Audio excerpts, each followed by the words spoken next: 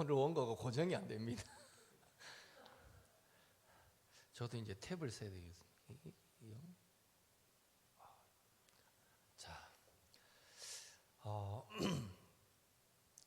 옛날 중국 북경, 북쪽 국경 어느 한 마을에 세옹이라는 노인이 살았습니다. 어느 날 그 노인의 말 한마리가 사라졌습니다. 그러자 그 소식에 마을 사람들이 찾아와서 아이고 재앙입니다. 어찌 이런 일이 일어납니까? 말하자 노인은 그냥 덤덤하게 말합니다. 그것이 복이 될 수도 있겠지요. 정말 며칠 뒤에 집 나갔던 말이 튼튼한 야생말 한 마리를 데리고 돌아왔습니다. 또 그 소식에 동네 사람들이 찾아 말합니다. 아이고 정말 말대로 말이 집 나간 게 큰 복이었네요 하고 막 기뻐합니다. 그러자 노인은 또 말합니다. 그것이 화가 될 수도 있겠지요. 그러던 중에 이 새로 데려온 이 말, 그 말에 그 노인의 아들이 타고 가다가 그만 말에서 떨어져서 크게 다리를 다치게 됩니다. 그러자 마을 사람들이 역시 새로운 말 한 마리가 더 들어온 게 화였군요 라고 말합니다. 그러자 이 노인은 또 덤덤하게 말합니다. 그 일이 또 복이 될 수도 있겠지요. 그로부터 정말 얼마 지나지 않아서 그 나라에 갑자기 전쟁이 들어서 건강한 젊은이들이 전부 다 징집당하였는데 이 다리를 다친 이 아들만 병력에서 제외되었다. 그래서 목숨을 살리게 되었다라는 이야기가 있습니다. 이 이야기가 어디 나오나 하면 고대 중국 전한 초기에 화남 지역의 제후였던 회남 지역의 제후였던 회남 왕이 편집한 회남자라는 책에 실려 있는 세옹지마라는 이야기입니다. 세옹지마. 이 세옹지마는 세상의 일이란 겉으로만 보고 판단할 수 없다는 것입니다. 재앙처럼 보이는 것도 결국에는 좋은 결과로 이어질 수 있다라는 것을 보여주는 고사성어인데요. 바로 이 세옹지마라는 이 말에서 우리가 잘 아는 전화위복이라는 말도 나왔습니다. 다 같은 의미죠. 전화위복. 오늘 본문 역시 세옹지마, 전화위복의 의미와 잘 부합하는 본문입니다. 13절에 나의 매임이라는 말을 전제할 때에 지금 바울은 예루살렘에서 체포된 후에 로마로 압송되어서 지금 로마에 투옥되어 있는 상황입니다. 빌립보 교회의 영적 지도자였던 바울이 감옥에 갇혔다라는 소식은 빌립보 교회 성도들에게는 적지 않은 염려, 걱정, 근심이 되었을 것입니다. 여러분, 바울이 어떤 사람입니까? 전도, 선교에 있어서 누구보다 열심인 사람. 그가 전도하고 선교할 때 놀라운 능력도 많이 나타났던 사람입니다. 멀리 갈 거 없습니다. 빌립보 교회 성도들이 기억하는 빌립보 지역에서 행했던 바울의 놀라운 일들이 있습니다. 점치는 요정에게서 귀신을 쫓아내 주었습니다. 그리고 빌립보 감옥에 갇혔을 때는요, 밤에 기도하고 찬송하자 어떤 일이 일어났습니까? 매였던 이 수갑이 척척 풀려지는 감옥 문이 막 열리는 그런 역사도 일어났습니다. 물론 도망가지 않았죠. 간수가 아이고야 문이 다 열려있네, 큰일 났다, 이 죄수가 도망가면 우리 죽을 텐데 하고 자결하려 할 때 그러지 말으라고, 우리 여기 있다고, 그래서 간수를 전도하는 일도 있었는데요. 한마디로 바울은 빌립보 교회 성도들에게 그는 하나님의 사람이다 라고 불릴 만큼 하나님의 사람 그 자체였을 것입니다. 그런데 그런 바울이 열심히 복음 전하다가 결국 로마 감옥에 갇혔으니 이 일부 믿음 약한 성도들은 이를 복음의 패배로 여기고 낙심하기도 했을 것입니다. 더러는 자신들도 바울처럼 저런 고난을 받지 않을까 하는 염려로 교회를 또 떠나가는 성도들도 분명 생겨났을 것입니다. 이런 빌립보 교회 성도들의 상황을 걱정하고 염려하고 두려워하는 상황을 잘 알았는지 바울은 이 빌립보 교회 성도들을 향해서 지금 자신이 처한 이 상황을 놓고 다른 관점의 고백을 하고 있는 것을 봅니다. 12절 말씀 같이 읽겠습니다. 형제들아, 내가 당한 일이 도리어 복음 전파의 진전이 된 줄을 너희가 알기를 원하노라. 여기에 진전이 되다, 진전이라는 말은 군대가 모든 앞에 있는 장애물들을 다 뚫고 길을 만들며 전진에 진군에 가는 것을 의미할 때, 그럴 때 쓰는 단어입니다. 진전. 따라서 자신이 당한 일이 복음의 진전이 되었다라는 이 말은 자신의 매임이 복음의 패배가 아니라 로마의 심장부를 향한 전진, 진격이 되었다, 이런 의미가 되는 것입니다. 즉 매인 것은 오직 바울 자신뿐일 뿐 복음은 결코 매이지 않았다는 것입니다. 오히려 로마를 향하여 힘있게 점령해 가고 있는 중이기에 바울은 자신의 처한 상황이 전화위복의 상황이다 라고 지금 빌립보 교회 성도들에게 편지로 전하고 있는 것입니다. 어떤 의미에서 바울이 옥에 갇힌 것이 복음 전파의 진전이 되었습니까? 세 가지로 말할 수 있는데 13절 같이 읽습니다.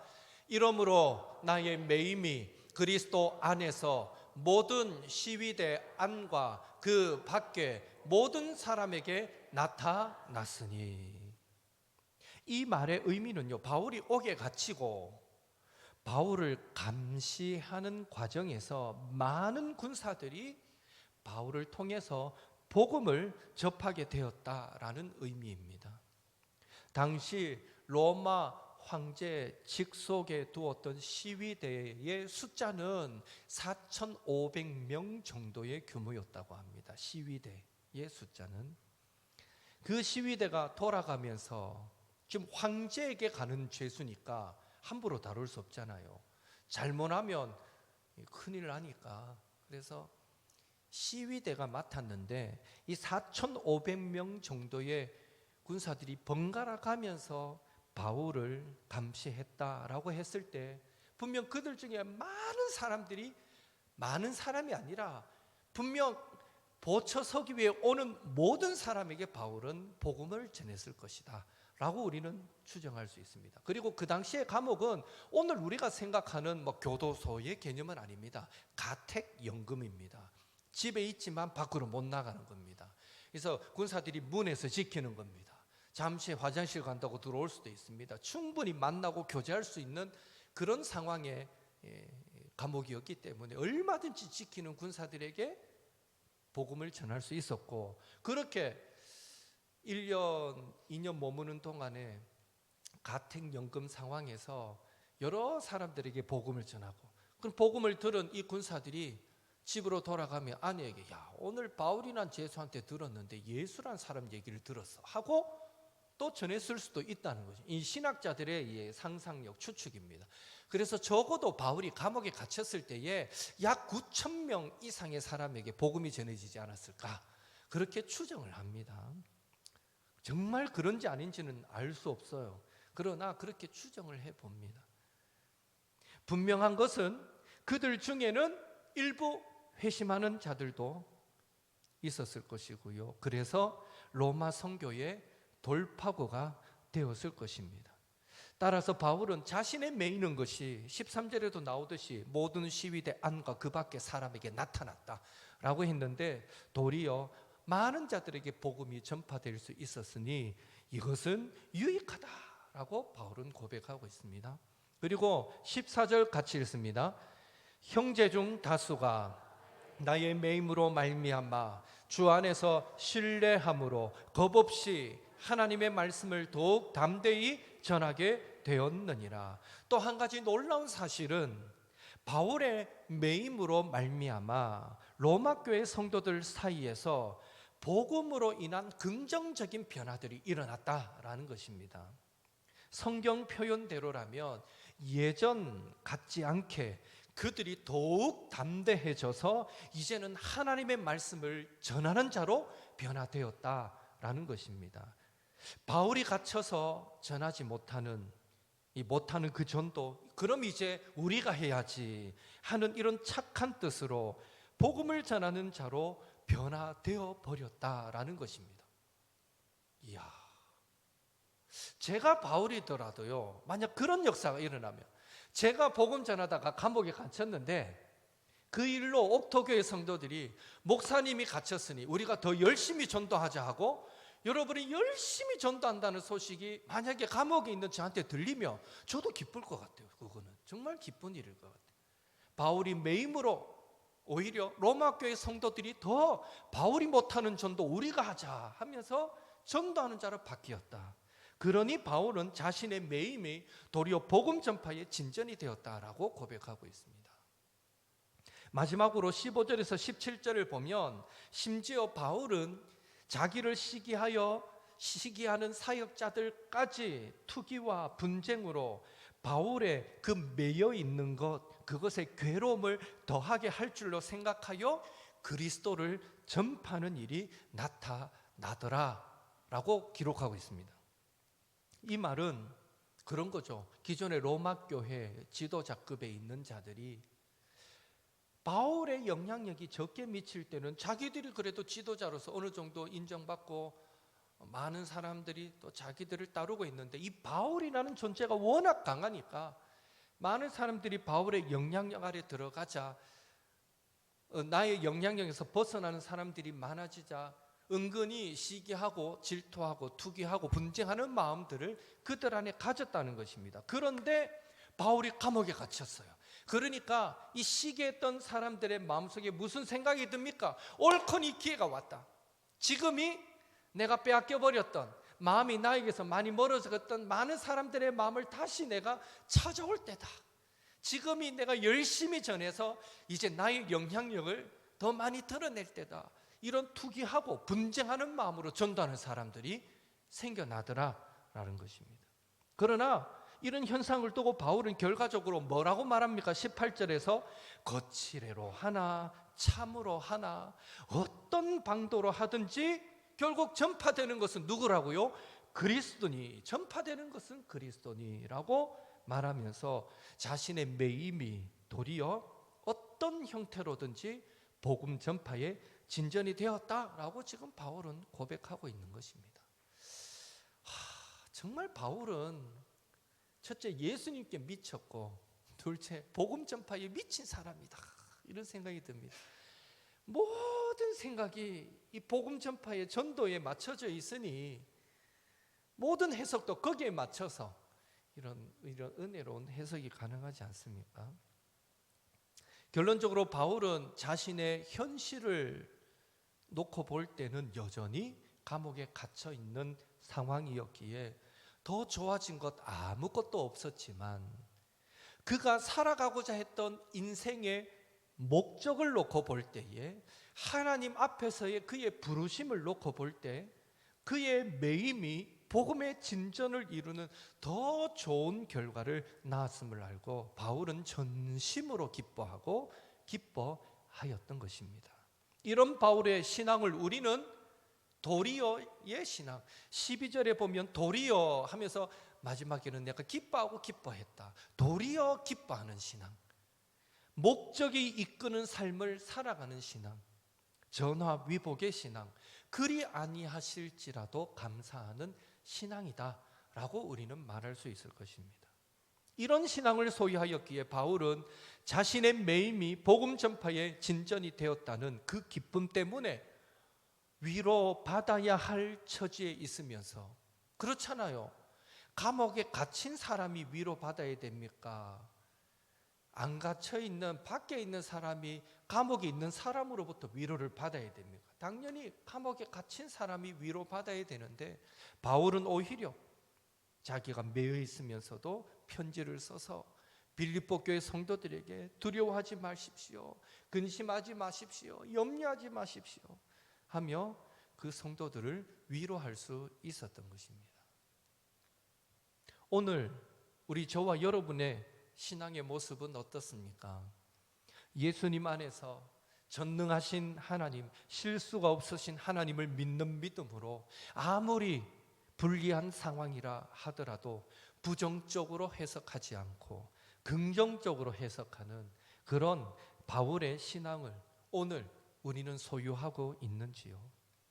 믿고 의지하고 구하는 자에게 모든 것을 합력하여 선이 되게 역사하시는 하나님의 섭리를 신뢰하기에 오늘 우리에게 주어진 여러 환경 속에 낙심하기보다는 기도하며 슬퍼하기보다는 기뻐하고 찬송하며 살아가고 계신지요? 말하기는 그 앞에 있는 즐거움을 위하여 십자가 고난도 부끄러워하지 아니하셨던 그 예수님을 믿음의 눈을 열어서 바라보시고 그 예수님께서 지금도 믿고 의지하고 구하는 자들의 그 손을 붙드시고 그들의 인생길을 합력해서 선이 되도록 인도하심을 믿음으로 남은 3일도 살아가실 때 주어진 모든 상황 속에서 우리를 통해 일하실, 행하실 그 일들을 기대함으로 소망하시고 그 소망을 잃지 마시고 또 힘들수록 바울처럼 도리어 기뻐하는 그 신앙으로 고난의 파도 타기를 즐기면서 세상을 향해 더 담대히 나아가시는 저와 여러분이 될 수 있기를 예수님의 이름으로 축원합니다. 제가 어제 목사님들 세미나 참석차 부산 쪽에 갔다 왔는데요,